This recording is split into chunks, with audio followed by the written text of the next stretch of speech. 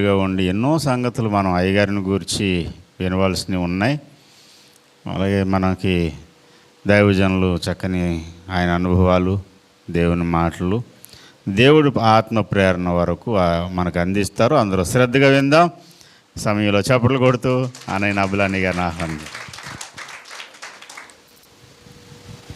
దేవుని నామానికి మహిమ కలుగును గాక. నిజంగా మీ అందరినీ చూడడం దేవుడిచ్చిన ఆధిక్యతగా నేను అనుకుంటూనే ఉన్నాను. 2 సార్లు ఇటు నుంచి వెళ్ళాను, పెళ్లి విషయాలు మాట్లాడడానికి, వాటి కొరకు మాట్లాడడానికి వెళ్ళాను. కానీ రాలేకపోయాను, ఆగలేకపోయాను, టైం సరిపోలేదు. ఇవాళ ఎట్టి పరిస్థితుల్లోనూ ఆగాలి, ఒకసారి తాళరేవు సంఘాన్ని దర్శించాలి. ఎందుకంటే ఈ ఓపెనింగ్ రోజు వచ్చాను నేను, ఈ చర్చ్ ఓపెనింగ్ అప్పుడు అయ్యగారితో వచ్చాను. మరలా ఇంతవరకు రాలేదు. తమ్ముడైతే నాకు ఎప్పుడు రెగ్యులర్గా కాంటాక్ట్లో ఉంటాడు, హైదరాబాద్కి వస్తే నన్ను కలుస్తూ ఉంటాడు. కానీ నేనైతే రావాలనుకున్నాను, వచ్చాను. నా గురించి మీ అందరికీ తెలుసు, నా పేరు అబ్బులు. నా ఫేస్బుక్ పేజీ ఓఫిరిస్ట్ యాదాల. ఓఫిరిజం అనే మాటని స్టార్ట్ చేసింది నేను, మా బామ్మర్ది నేను. ఎందుకంటే నేను కమ్యూనిస్ట్ని, మరి ఎంతమంది తెలుసో నాకు తెలియదు. ఇదే కాకినాడలో పిఆర్ కాలేజీలో చదువుకుంటూ కమ్యూనిస్టు పార్టీ లీడర్గా ఉంటూ తర్వాత కొన్ని కారణాల బట్టి హైదరాబాద్కి వెళ్ళి అక్కడ మరలా కొన్ని రోజులు అజ్ఞాతంగా జీవించి ఎవరికి తెలియకుండా నా జీవితాన్ని ఏదో నేను నడిపించుకుంటూ అనుకోని పరిస్థితుల్లో మరి మా బావమరిది దాసుబాబు మా ఇంటికి రావడం జరిగింది. ఆయన వచ్చి ఓఫిరి గారిని పరిచయం చేయాలి, నాకు ఆయన చర్చిని చూడాలి, నేను వెళ్ళాలి, మరి నాకు దారి చూపించు అని వచ్చిండు ఆయన. యాక్చువల్గా ఆయనకి దారి చూపించడానికి నన్ను తీసుకెళ్ళాడు. అయితే ఆ క్షణం నాకు తెలియదు, దేవుడు నాకు ఒక దారి చూపిస్తున్నాడని. గట్టిగా చెప్పలు కొడదాం అందరికీ. నాకు నిజంగా తెలియదు. ఆయన నాతో చెప్తూ, బావా ఓఫిరి గారు అప్పటికి 100 సంఘాలు అనేవారు. 100 సంఘాలకి నాయకుడు, ప్రవక్త, అపోస్తలుడు, అప్పటికే 3 గ్రంథాలు ఎన్నో రాశారు అని చెప్పిండు. చెప్తే నేను సరే అని, నాకు అప్పట్లోనే హైదరాబాద్లో ఒక చేతక్కు ఉండేది. అప్పట్లోనే నేను బాగా డెవలప్ అయ్యాను, హైదరాబాద్లో బాగానే ఉండే. చేతక్కు మీద తీసుకెళ్ళి అక్కడ కూర్చోబెట్టి, ఇగో ఇదే ఇల్లు అని చూపిస్తే అక్కడ ఏమీ లేదు, డాంబర్ రేకులు ఉన్నాయి. నా సాక్ష్యం ఇంతకుముందు మరి అన్వేష టీవీ అనే దాంట్లో ఉన్నది. అయితే డాంబర్ రేకులు అంటే ఏం తెలుసా? సిమెంట్ రేకులు కాదు, తారు రేకులు. ప్లాస్టిక్ రేకు మీద తారు పూసి ఉంటుంది అనమాట. అవి హైదరాబాద్లో అప్పుడు వేసేవారు. అక్కడ అది చూశాను. చూసి, బావా నువ్వు ఏదో పప్పులో కాలేసినట్టున్నావేంటి? మనం ఈస్ట్ గోదావరిలో కదా, కొన్ని భాష మనకు వేరే ఉంటుంది. పప్పులో కాలేసినట్టున్నావు, ఇక్కడ నీకు చాలా తిప్పలు అవుతాయి. ఏంది ఇది 100 సంఘాలు అంటున్నావు, ప్రవక్త అంటున్నావు, అసలు ఏంటిది? వేస్ట్, నువ్వు అనవసరంగా దెబ్బతింటావు, ఎందుకో పనికిరాని చేతగాని పని కొడుకొచ్చాను అని. సరే నీ సావేది నువ్వు చావు, నాకు ఎందుకు వచ్చిన బాధ, నీకు చూపించమన్నావు, చూపిస్తానని ఆయన చూపించాను. నేను వెళ్ళిపోతానని వెళ్ళిపోయినాను. వెళ్ళిపోతే ఆ రోజు సండే ఆరాధన స్టార్ట్ అయింది. మేము పొద్దున్న వెళ్ళాం కదా, ఈయన లోపలికి వెళ్ళిపోయాడు. ఆరాధన స్టార్ట్ అయింది. ఆరాధన స్టార్ట్ అయిన తర్వాత ఈయన లోపల ఎక్కడో కూర్చున్నాడు. ఆ స్త్రీల మధ్యలో అటు ఇటు మొత్తం ఒక పెద్ద షెడ్లా ఉంది, అందులో కూర్చున్నాడు ఎక్కడో. ఆయన దొరుకుతలేదు నాకు. ఇప్పుడు నేను వెళ్ళిపోవాలి, తీసుకెళ్ళిపోవాలి ఆయన్ని. ఆయన కనపడతలే. ఈయన అప్పటికే పరిచేస్తాడు కదా, మధ్యలో దూరిపోయాడు ఎక్కడో. నేను ఈ పక్కకి వెళ్ళాను, మగవాళ్ళు ఉన్నారు. ఈ పక్కకు వచ్చాను, ఆడవాళ్ళు ఉన్నారు. లేడీస్ ఈ పక్క, మగవాళ్ళు ఆ పక్క కూర్చున్నారు. ఏం చేయాలి? సరేలే, ఇంకా ఆయన వచ్చేవరకైతే నేను వెయిట్ చేయాలి కదా, వదిలేసిపోలేను కదా, చూద్దాం ఏం జరుగుతుందో చూద్దాం. లేడీస్ పక్క వెళ్ళా. అక్కడ ఖాళీగా ఉంటే రాయి మీద కూర్చుంటే, నువ్వు ఇటు కాదు అటు పోమన్నారు. అంటే అక్కడ ఖాళీ లేదమ్మా, అంత ఇరుకుడుగా ఉంది అక్కడ. నాకు ఏం అర్థం కావట్లేదు. కాసేపు కూర్చుని ఆయన వాక్యం ఏదో చెప్తారు కదా, వింటాను. మా బామ్మారి దగ్గరకంటే సరే కూర్చోండి అన్న. రాయిలో కూర్చున్నాం. రాయి మీద కూర్చుంటే ఒక గంభీరమైన స్వరం పడుతుంది అనమాట. ఆయన వచ్చి ప్రసంగం మొదలుపెట్టారు. గంభీరంగా ఉంటుంది. మీరు అప్పట్లో ఆయన చూడలేదు, నేను ప్రత్యక్షంగా చూశాను. దాసుబాబు కూడా చూశాడు. చాలామంది చూసి ఉండరు. పాత బుక్కుల మీద ఉంటుంది అయింది. ఇంత లావు, ఇంత గడ్డం, బవిరి గడ్డం, ఇంత లావు ఉండేవాడు అన్నాడు ఆయన. తెల్ల బట్టలు వేసుకుని ప్రసంగం చేస్తూ ఉన్నాడు. ప్రసంగం చేస్తూ వేదాల గురించి మాట్లాడడం మొదలెట్టాడు. వేదాల గురించి మాట్లాడడం మొదలు పెడితే నాకు డౌట్ వచ్చింది. ఈయనేంటి క్రైస్తవుడు ఉండి వేదాలు మాట్లాడుతున్నాడు, ఈయనకేం సంబంధం? బైబిల్ చెప్పాలి కానీ ఇటేంటి చెప్తున్నాడని కొంచెం ముందుకు వెళ్ళాను. ముందుకు వెళితే ఇక ఆ రోజు వేదముల గురించి, ఉపనిషత్తులు, బైబుల్ మొత్తం తిరిగేసి కొట్టేస్తున్నాడు అన్నాడు ఆయన. ఇది బాగుంది, ఈయనది ఇంత విచిత్రంగా చెప్తున్నాడు. పాస్టల్ అంటే ఏంటంటే, ఇప్పుడు నాకు అప్పుడు తెలిసిన పాస్టల్ ఏంటంటే ఎగిరెగిరి బల్లగుద్ది చెప్పే పాస్టల్ అనమాట. ఎగిరెగిరి బల్లగుద్ది చెప్తారు. పట్టు పట్టు పట్టు పని బద్దలు కొద్ది అరుస్తూ ఉంటారు అనమాట. అరుపులు లేవు, కేకలు లేవు, ప్రశాంతంగా ఇంజక్షన్ ఇచ్చినట్టు ఎక్కిస్తున్నాడు అందరికీ ఇంజక్షన్ చేసినట్టు చేసేస్తున్నాడు అందరికీ, మొత్తం ఇంజక్షన్ చేసినట్టు. చాలా బాగా చెప్పారు, ఇదేం చేస్తారు అని ఇక ఒక 2 మాటలు చెప్పి ముగిస్తాను. నేను చిన్న మాట చెప్తాను, దీంట్లో ముందే చెప్పేస్తున్నది. అయితే యాక్చువల్గా అయిపోయింది, ఆరాధన అయిపోయింది. ఆరాధన అయిపోతే భోజనం కాడికి పిలిచారు, కూర్చున్నాడు. ఈయన లోపల పోయి ఆయనతో పోయి ఇంక నన్ను పట్టించుకోలేదు ఆయన. నేనేమో ఆ బాప్టిజం డబ్బా అక్కడ ఉండేది ట్యాంకు, దాని మీద కూర్చున్నా. ఈ తర్వాత ఆరాధన అయిపోయిన తర్వాత పిలిచిండు ఆయన. బాబా లోపల రా, అయ్యగారు పిలుస్తున్నారు అన్నాడు. అయ్యగారు పిలుస్తున్నారంటే అప్పుడు ఆనమ్మ ఉండేది. ఆనమ్మే అప్పుడు అంతా ఇల్లు చూసుకున్నారు. ఆనక్క తెలిసే ఉంటుంది చాలామందికి. ఆమె భోజనం వడ్డించింది. భోజనం బల్ల మీద కూర్చున్నాం. భోజనం బల్ల మీద కూర్చుంటే అయ్యగారు అట్లా ఇక మీకు యథార్థంగా మీకు తెలియదు, అప్పుడు కూడా నాకు తెలీదు, తర్వాత తెలిసావని. ఆయనకి ఎదురుగుండా ఈయన ఇక్కడ కూర్చుని తింటున్నాడు, ఎదురుగుండా నేను కూర్చున్నా. మా బామ్మరిది పక్కన కూర్చున్నాడు దాసిబాలాగా. చెప్తున్నాడు అనమాట, మా బావగారు కమ్యూనిస్టు, హేతిస్టు, దేవుడిని నమ్మడు, దేవుడు అంటే ఉరికిస్తాడు, పాస్టర్లను కూడా చాలా భయంకరంగా దూషించేవాడు, నన్ను కూడా దూషించాడు. కానీ బావమరిది కాబట్టి నేను చెప్పినట్టుగా రమ్మంటే వచ్చాడు. మరి అంటే అయ్యగారు భోజనం చేసుకుంటూ అవునా అక్కనైతే ఇచ్చావు కదా బాబు, దేవుడు చూసుకుంటాడు అన్నాడు. నేను నవ్వుకున్నా. మళ్ళీ తింటున్నా మటన్ గోంగూర రోజు అయ్యగారితో. నేను భోజన ప్రియుడిని, బాగా తినేటండి అప్పట్లో, ఇప్పుడు తింటలేదులే. మటన్ గోంగూర మళ్ళీ వేసుకుని మళ్ళీ తింటున్నా. ఒక 5 నిమిషాలు 2-3 ముద్దలు తిన్న తర్వాత నా వంక తేరిపార చూశారు అయ్యగారు. ఇప్పుడు అయ్యగారిని ప్రవక్త కాదు, ఆయనకి ఏం తెలీదు, ఆయన ఏంటో అని రకరకాల దరిద్రమైన పనికిరాని మాటలన్నీ మాట్లాడుతున్నారు చాలామంది. ప్రవక్త కాదో చెప్పడానికి నేనే సాక్ష్యం. మరి దేవుడు వింటున్నాడు. క్రీస్తు న్యాయపీఠం మీద ఉందా, దీని మాట చెప్పాలి. నేను ఎదురుగుండా కూర్చొని నా వంక ముద్ద పెట్టుకున్నాడు. నా వంక చూసుకుంటూ నమ్ములుకుంటూ నా వంక చూసుకుంటూ దాసుబాబు అన్నాడు. అయ్యగారు అన్నాడు. దాసుబాబు అంటే ఈయన కాదు, ఈ పేరు కూడా దాసుబాబే, మా బావమరిది దాసుబాబు. ఈయన తాళరేవు దాసుబాబు, ఆయన వైజాగ్ దాసుబాబు. దాసుబాబు నువ్వేం కంగారు పడకు, అబ్బుల్ గారు భవిష్యత్తులో సంఘానికి ఒక పిల్లర్గా వాడబడతాడు అన్నాడు ఆయన. నాకు నవ్వు వచ్చింది. నోట్లో ముద్ద పెట్టుకుని పక్క నవ్వుకున్నా. నేనేమో వీళ్ళతో జోలికి నా జోలికే నేను వాళ్ళు కనపడియను. నేను ఇక్కడ కూడా ఎంతమంది కనపడ్డా, ఎన్ని పూజారుల్ని, ఇదే భీమేశ్వరంలో పూజారి గారి పిలక పట్టుకున్నవాడిని నేను. చూపి దేవుడిని ఇప్పుడు నాకు నా ముందు దేవుడిని చూపిస్తే నేను నమ్ముతా అని అడిగినవాడిని. పాస్టర్ల కైకోలు మా అమ్మమ్మ గారి ఊర్లోనే చదువుకున్నప్పుడు పాస్టర్లు చెప్పేటోళ్ళు, వాడు ఇజ్జిన మాలమ్మ మనోడు ఉన్నాడా, మా అమ్మమ్మ పేరు మాలమ్మ, ఇజ్జిన మాలమ్మ మనోడు కైకోల్లో ఉన్నాడా నువ్వు అడిగోరండి పాస్టర్లు రోడ్డు మీద సాయంత్రం మీటింగ్ రావాలంటే.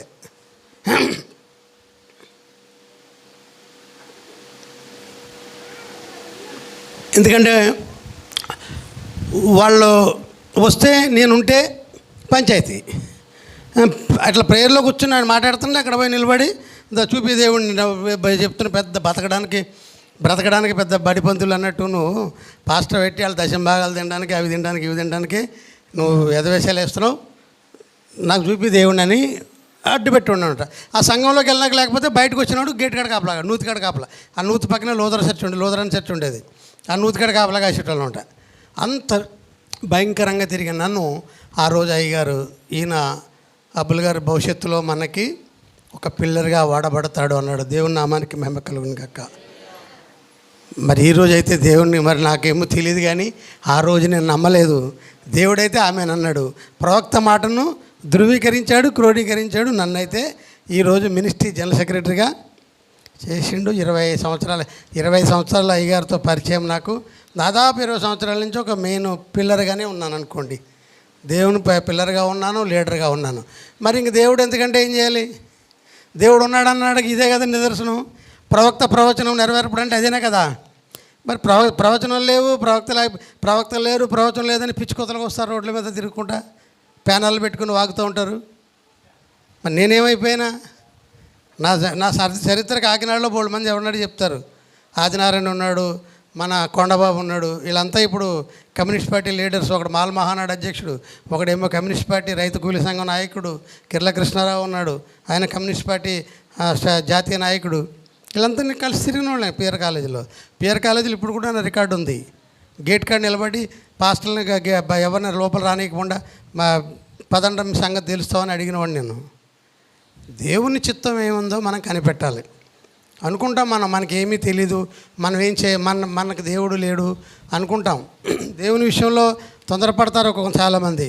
మనకైతే తొందరపాటు లేదనుకోండి. ఒకప్పుడు నాకు ఆ తొందరపాటు ఉంది, కానీ ఆ తొందరపాటును తీసేసి దేవుడు నన్ను నిలబెట్టుకున్నాడు అద్భుతంగా. ఈరోజు మినిస్ట్రీలో ఓఫిరయ్య గారి కొరకు ఎన్ని కష్టాలు వచ్చినా, మా మిస్సెస్ చనిపోయింది, చాలామంది తెలిసే ఉంటుంది అన్నారు. అప్పుడు నువ్వు ఓఫిర్ గారి వెనకాల తిరుగుతున్నావు, నీకు దెబ్బ తగులుతుంది అన్నారు నన్ను చాలామంది వ్యతిరేకులు.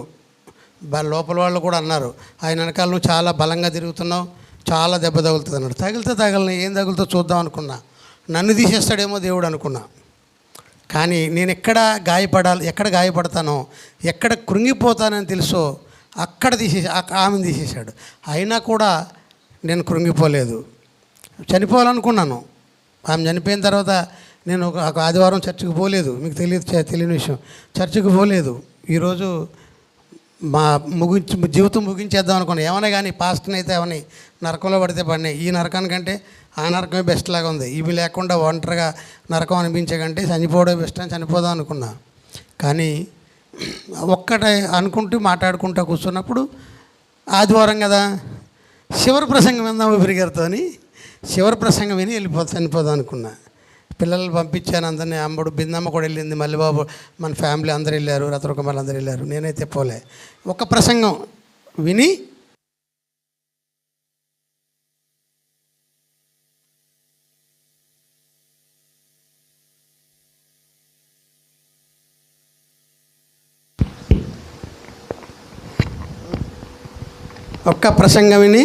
అయ్యగారి చివరి ప్రసంగం విని చనిపోదామనుకున్నా. అయ్యగారు ప్రసంగం మొదలుపెట్టారు. 10 నిమిషాల తర్వాత నా కొడుకులు, నా కూతుళ్ళు కానీ, నా భార్య, నా చుట్టాలు అమెరికాలో ఉన్నారని బాధపడతారు. మంచి చాలా హ్యాపీ చేస్తారు కదా. ఎవరన్నా అడిగితే నా కొడుకు అమెరికాలో ఉన్నాడు, నా కూతురు జర్మనీలో ఉందని చెప్తారు కదా. మరి నా భార్య కానీ నా పిల్లలు కానీ పరదేశంలో ఉన్నారని మీరు ఎందుకు ఆనందపడరు అన్నారు. దేవుని నామానికి మహిమ కలుగును గాక. అక్కడ ఉన్నారు, దేవుని దగ్గర ఉన్నారు, ఆయన ఆనందంగా ఉన్నారని మీరు ఎందుకు ఆలోచన చేయరు? ఎందుకు కృంగిపోతారు మీరు? ఒకళ్ళు పోతే మనం కృంగిపోవాలా? దేవుని కొరకు ఇంకా బలంగా పనిచేయాలన్నారు.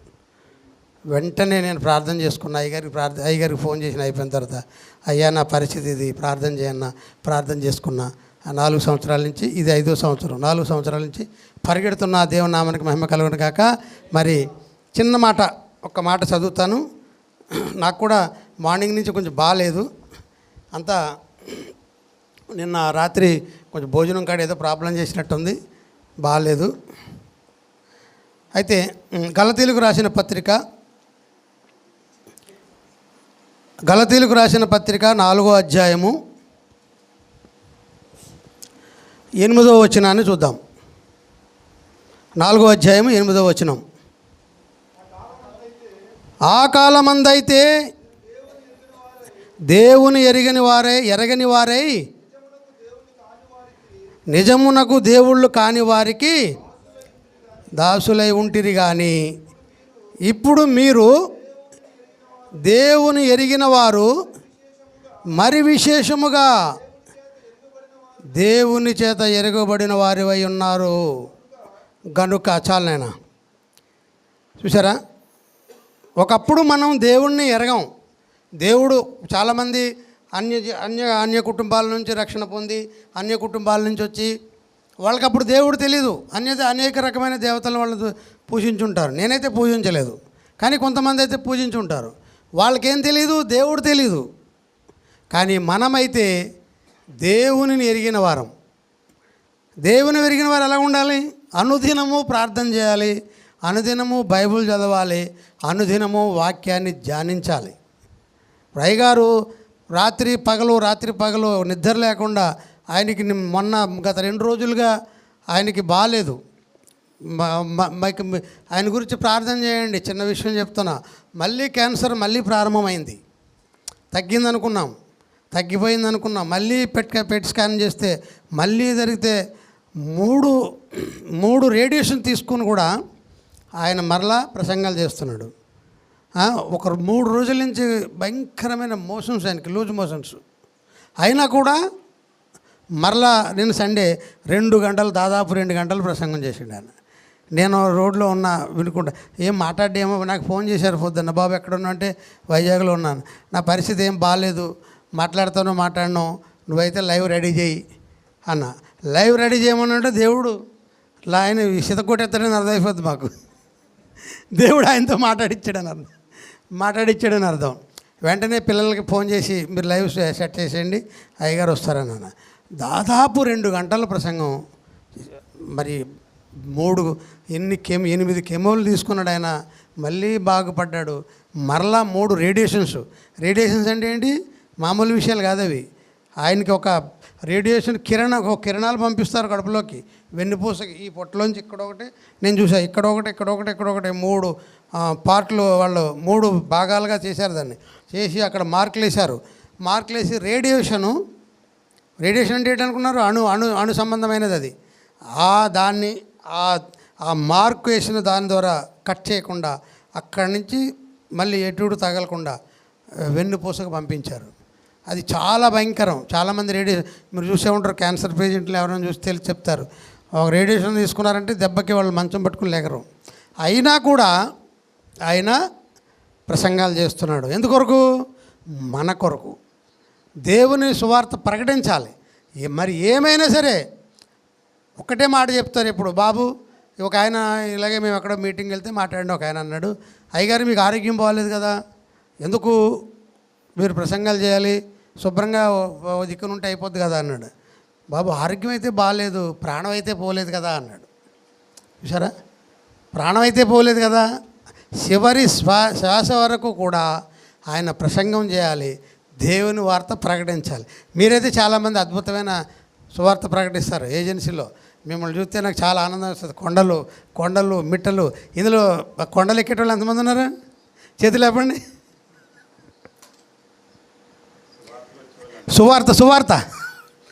సువార్తకు వచ్చేటోళ్ళు అబ్బాయి ఏమి ఎక్కుతారండి మీరు, మీ ఫోటోలన్నీ దాసిబాబు పంపిస్తాడు. ఒకసారి నేను కూడా ఆ కొండలు ఎక్కాలని ఎక్కుతకు సన్నగా అయితే నీవని. చాలా అద్భుతమైన సువార్త. దాసిబాబు ఎప్పుడు ఫోన్ చేస్తుంటాడు, అన్నయ్య సువార్తకి వెళ్తున్నాం, ప్రార్థన చేయండి అంటారు. కానీ మీ భాగ్యము చాలా గొప్పది. నేను చెప్తున్నా కదా, మీ పని చాలా గొప్పది, అద్భుతమైన పని. ఇక్కడ ఎవరైనా చెప్తారండి, చర్చలు ఎవరైనా చెప్తారు, రోడ్డు మీద ఎవరైనా చెప్తారు. కానీ కొండ ప్రజల మధ్యలో మీరు చేస్తున్నది చాలా మంచి పని. మీ బహుమానం చాలా గొప్పది.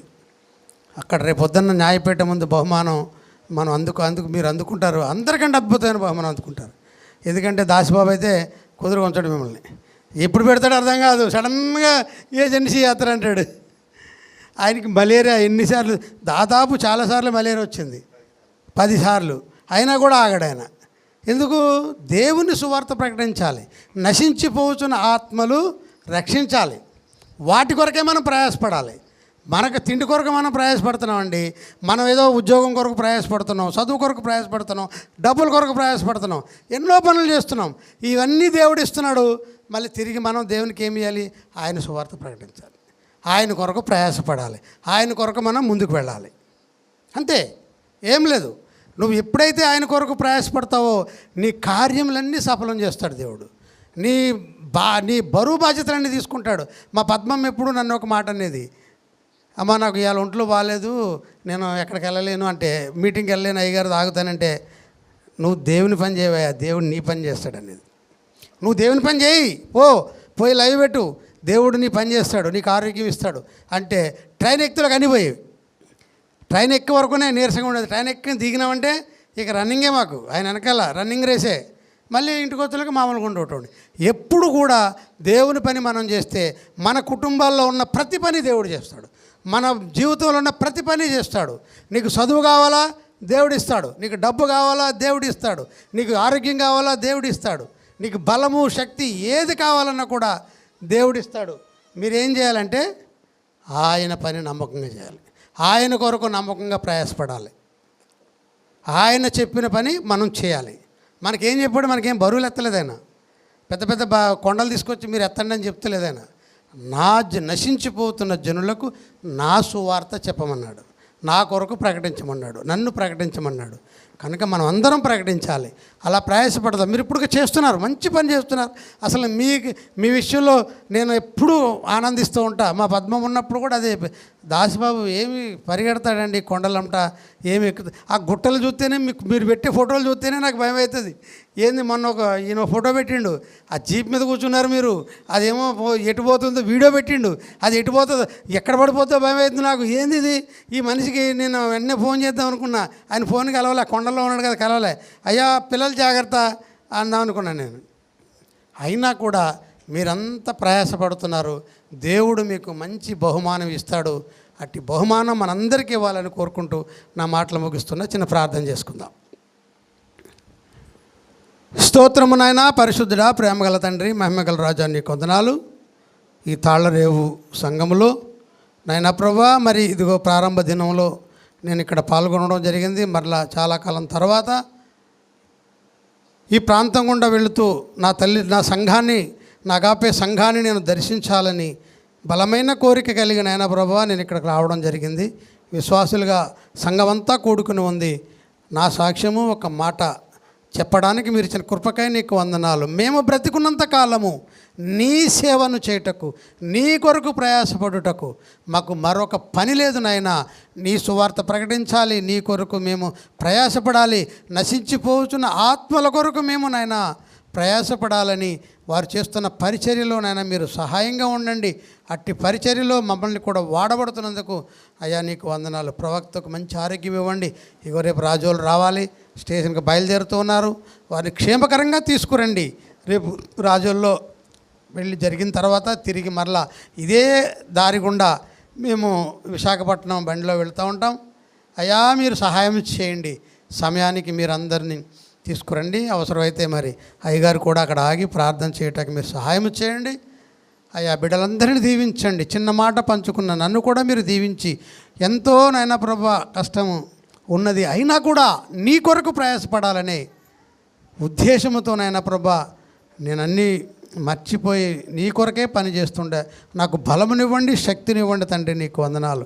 అలాగే దాసిబాబు నాయన మరి ఎంతో ప్రయాసపడి సంఘాన్ని కట్టుకొని సంఘాన్ని సువార్త ప్రకటిస్తూ, మరి అలాగే అమ్మగారు కూడా, పాస్టర్ అమ్మగారు గారు పిల్లలిద్దరూ కూడా నాయన ప్రభా వారి సేవలో మిళితమై ఉంటుండగా వారందరినీ మీరు దీవించండి. అలాగే పాల్గొన్న బిడ్డలందరినీ మీరు దీవించమని పరిశుద్ధుడు యేసునామమున అడిగి వేడుకొనుచున్నాము తండ్రి.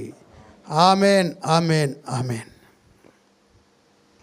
అందరు గట్టిగా చప్పట్లు కొట్టి దేవుని నామాన్ని మహింపరుద్దాం.